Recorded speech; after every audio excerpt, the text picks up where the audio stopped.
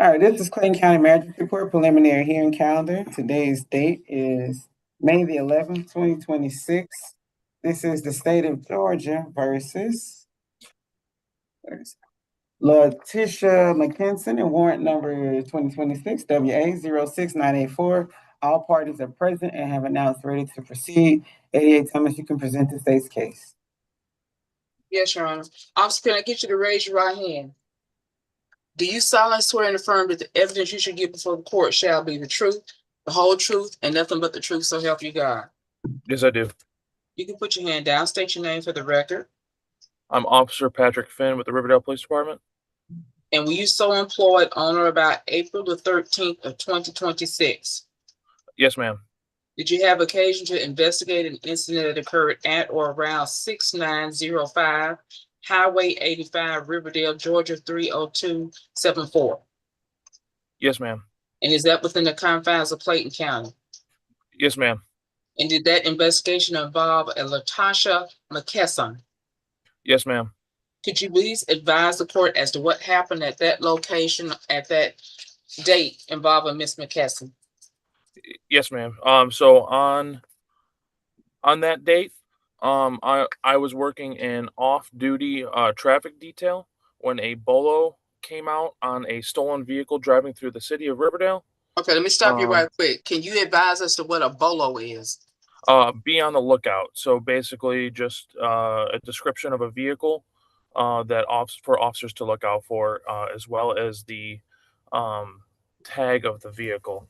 The tag of the vehicle being the Georgia license plate of Delta Alpha X-ray 8828.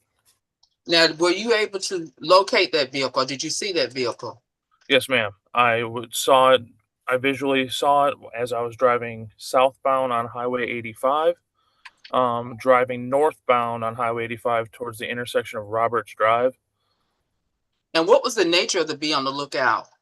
It was a stolen vehicle reported by the City of South Fulton Police Department. Okay. Now, after you determined that, after you saw the vehicle, what happened next? As soon as I visually saw the vehicle, I made a U-turn and began relaying to dispatch that I've located the vehicle in my exact location. Before I was able to turn on my lights and sirens, the vehicle turned into the Beauty Supply Beauty Exchange store at the corner of Highway 85 and Roberts Drive. I pulled in and activated my emergency lights and performed a felony stop, which requires us to draw our service pistols and began commanding the driver out of the vehicle. Okay. Now, who was operating the vehicle? Miss Latasha McKesson. And did you advise her as to why you were, as to the nature of the stop? Yes, ma'am. After everything was all said and done, and we did confirm through the vehicle identification number that the vehicle was a match to the stolen vehicle Bolo put out earlier. And did she make any statements to you regarding the status of the vehicle or how she came into possession of it? Yes, ma'am. She said that she was renting the vehicle from some acquaintances. She said a Mr. Dante Crawford and Mimi, Mimi being Demontria Smith. I apologize if I'm mispronouncing that. And are they like private citizens, or do they work for a business or anything? A rental company service or something?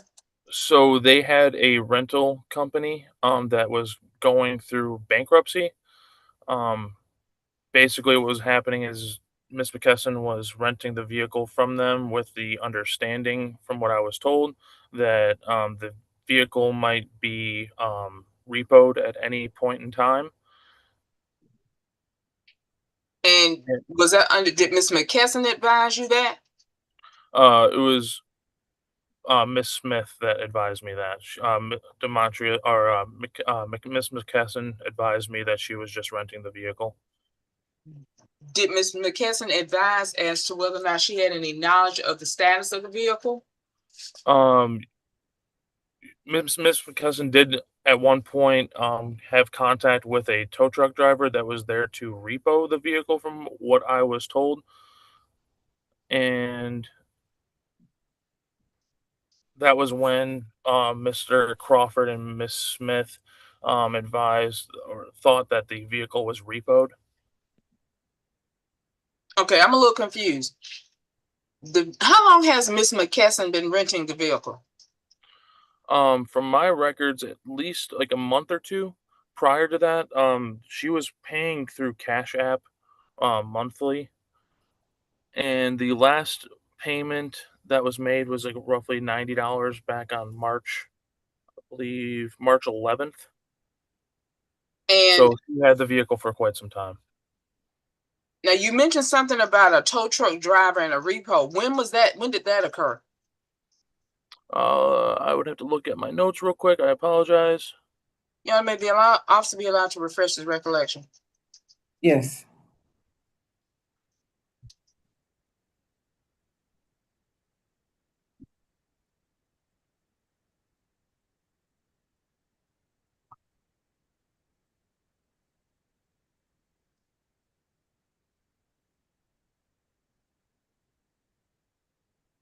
So from my records, the Toyota Corolla was supposed to be repoed on March 10th or March 11th, was the time frame that Miss Smith gave me. Did Miss Smith advise Miss McKesson that the business was the business was going through bankruptcy and the vehicle was going to be repoed? Yes, ma'am. She said she told Miss McKesson that? Yes, ma'am. Did Miss McKesson return the vehicle to Miss Smith? No, the returning was supposed to happen through the repo. You spoke directly to Miss Smith and she told you that Miss McKesson had been advised that the vehicle was going to be repoed? Yes, ma'am. When you spoke to Miss McKesson, was she able to advise you as to her understanding of the vehicle status? Miss McKesson stated that there was a tow truck driver to pick up the vehicle, but never really elaborated how she remained in custody of the vehicle. So, but prior to your stopping the vehicle, she indicated that she knew that she had some type of contact with a tow truck driver? Yes, ma'am. Did she indicate why she was talking to, what was the nature of that contact? There was a phone call made on during that incident to Dante Crawford. And that phone call was elaborating basically the tow truck driver was there to tow the vehicle for repossession. On what date? That was on the March 10th, March 11th date of 2026.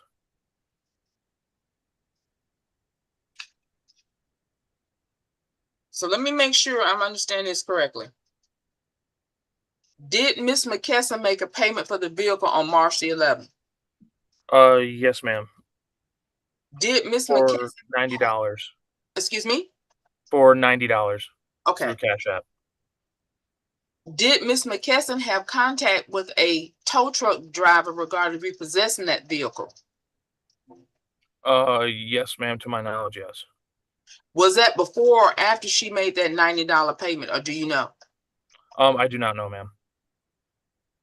Did Miss McKesson confirm that she had contact with the tow truck driver? Yes, ma'am. Was that the date that you stopped the vehicle, or was that before that date? Before that date. Did Miss McKesson explain what the nature of the contact was? I cannot recall. When you came into contact with Miss McKesson on the incident date, did she appear to know that the vehicle was supposed to have been repossessed? To my Judge, that calls for speculation. Does she appear to know? That calls for speculation. That's not an objective fact being asked for or anything like that. All right, your response, Ms. Thomas? Your Honor, the officer can testify as to whether or not Ms. McKesson advised him or whether or not she did not. He may not know. That's why I'm asking him, does he know That- if she that- was aware? That wasn't the question that you asked, so you can ask that question. Yes, Your Honor. Your Honor, did Ms. McKesson appear to know about the status of the vehicle? Judge, it's the same question that I just objected about. Yeah, you're saying appear, so just ask him if he knew, I guess whatever your question was. Yes, ma'am. Did Ms. McKesson know about the status of the vehicle? All she advised me was that she knew that the vehicle was about to be repossessed. Oh, she did say that. Mm-hmm. Yes, ma'am. Okay. Was there anyone else in the vehicle with her? No, ma'am. Okay. Yeah, I believe that's all I have. Oh, one more question. The officer, the contact that you had with Ms. McKesson, was that commemorated in any way? Can you elaborate, ma'am? I'm sorry. Was it on video? Did you have body cam? Yes, ma'am. And did you my Axon body worn camera as well as my Axon fleet camera, so my car camera. And did that capture your interaction with Ms. McKesson? Yes, ma'am. And is that video in police custody? Yes, ma'am. And the person that you came into contact that day regarding this vehicle, do you see them present in court today? I would have to view the court itself. I apologize. How do I go? I apologize. How do I go over to the courtroom itself? Don't worry about it. We'll move on. Okay. Yeah, that's all I have, the officer. All right, cross-examination. Thank you, Judge. Yeah, just briefly, officer, I guess a few questions. The car is still being operated by the key / the fob and everything. Yes, sir. And at no point does Ms. McKesson say she knows the car to be stolen, correct? At no point she said that, no. And actually, let me make sure you may have answered. Let's see.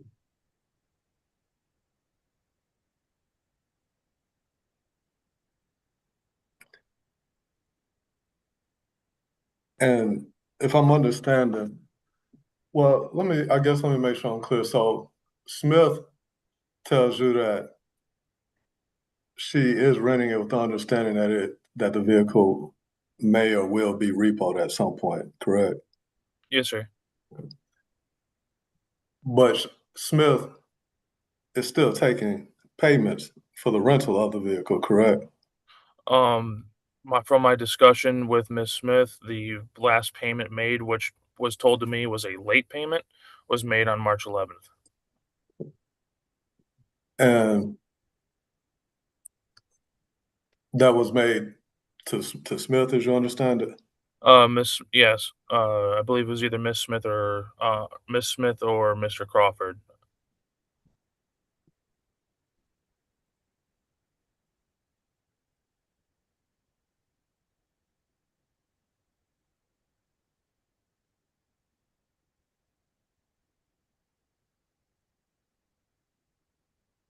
Well, if I have one moment, Judge, that might actually be all of my questions.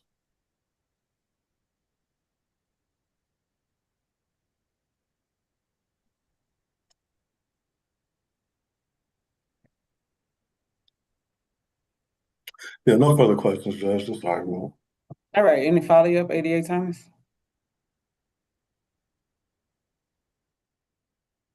No additional questions, Your Honor. Any other witnesses or evidence on behalf of the state? Not at this time. All right, Mr. Rogers, any evidence or witnesses on behalf of your client? No, ma'am, just argument, Judge. All right, ADA Thomas?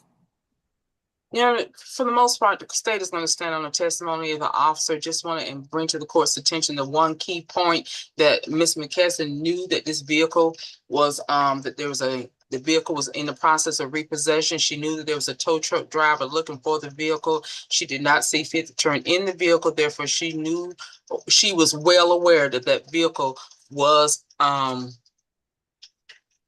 she was not in lawful possession of the vehicle at that point and that she should have turned it in. State would ask that the case be transferred in its entirety. All right, Mr. Rogers? Thank you, Judge. I thought I was just kind of responding to those factual allegations that were testified to, Judge. What I would say, number one, is that the idea that she's not in lawful possession or knows that for some reason, no basis to say that. There was a discussion about a repo truck being involved, conversation with, I guess, one of the representatives of the company or whatever that they're running, and payment was sent on sounds like on the same day or the day after. So there's no reason to think that she would assume that that meant that the vehicle was stolen. It would make more sense that a person would think that paying this money will possibly prevent or delay the repo so that they could continue using it. Additionally, if somebody told her, if we were saying they rejected payment because the vehicle is not, theirs to rent anymore or something like that, we'd be in a different position. So, the idea that knowing that a repo truck has been involved, especially when you're not the owner, you're just renting the vehicle. They're not having the conversations with you. They're not the repo people. They're not sending the emails or whatever to you. So you don't know that. Another part that I would say is that when we're talking about repo, that's a civil issue. That's not necessarily that a vehicle is stolen or not. Just because you know that something is a subject of a civil dispute or a civil issue is not the same thing as saying that you know that it's been considered stolen by I guess maybe the lien holder. It sounds like more so than the actual owners of the vehicle. But in any event, it's still a civil dispute. Just that the fact that it's the subject of a civil dispute doesn't mean that you know that it's stolen or has been stolen or reported stolen or anything of that sort. And that's another thing I'll point out is that nobody said that they told Ms. McKesson that the vehicle had been reported stolen. There's nobody saying they told Ms. McKesson to return the vehicle to X location and she did not do that. Anything of that sort, Judge. And so I will point out also that there's case law in all the cases. And it's from 72. So as far as cases go, it's a relatively old case. But the reason I mention it is because it kind of shows you how long the law has been settled. And I'm reading specifically from this case. It's Heard v. State, 126, Georgia App 62. And it's like the 1972 case. Court there in it's head note 15, section 10 of the opinion as it's written. Says the only evidence offered by the state with regard to the offense of theft by receiving stolen goods was the testimony of the deputy that the car the defendant was driving when arrested had been reported stolen. Court goes on to say the fact that the car was a stolen car and that the defendant had possession of same is not alone sufficient to authorize a conviction for the offense of theft by knowingly receiving stolen property. And that's largely what we have here, Judge, is that she's just being alleged to be driving a car that's been reported stolen. There's no testimony that the repo, that they, did some sort of escape from the repo guy or anything like that. If anything, if the repo guy leaves, that's all the more reason for you to think everything's okay, at least for the time being. For those reasons, Judge, I would ask for a dismissal for lack of probable cause. Thank you. You said that was 126 Georgia App. What was the last one? The last one? 62. Oh, 62. Yeah, and it's the very bottom part of the opinion, like paragraph 10. I guess that's what these are. You said that was in note 15, right? I couldn't quite understand that. I'm looking at it. I see it.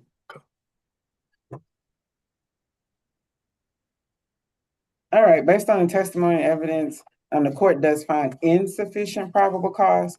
So this case will be dismissed. Nothing further with this matter. Thank you, Judge. All right. This matter is adjourned. Officer, thank you for coming. You're free to go. Thank you, man. You guys have a good day. You too.